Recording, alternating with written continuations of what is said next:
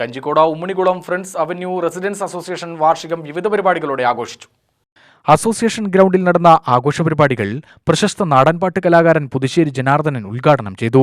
പാലക്കാടൻ ഗ്രാമങ്ങളിലും കേരളത്തിലെ ഗ്രാമങ്ങളുടെ വലിയൊരു പ്രത്യേകത, ജാതികൾ ഒന്നിച്ചാണ് കൂട്ടമായി ജീവിക്കുന്നത്.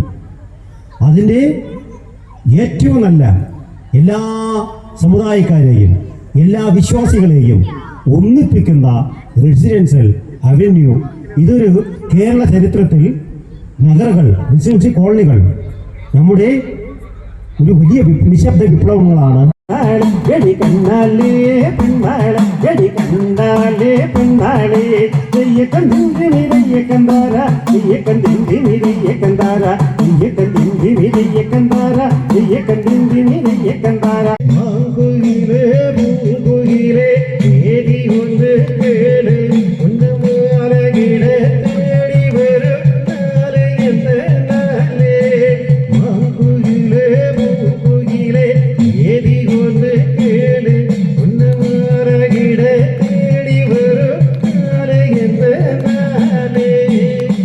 അസോസിയേഷൻ പ്രസിഡന്റ് പി ജയഗോപാലൻ അധ്യക്ഷത വഹിച്ചു.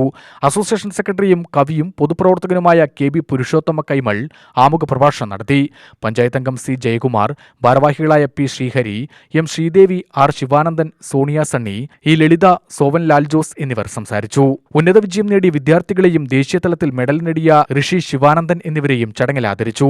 കുടുംബാംഗങ്ങളുടെ വിവിധ കലാപരിപാടികളും കഞ്ചിക്കോട് SPS ഇവന്റ്സിന്റെ നേതൃത്വത്തിൽ സംഗീത പരിപാടിയും അരങ്ങേറി.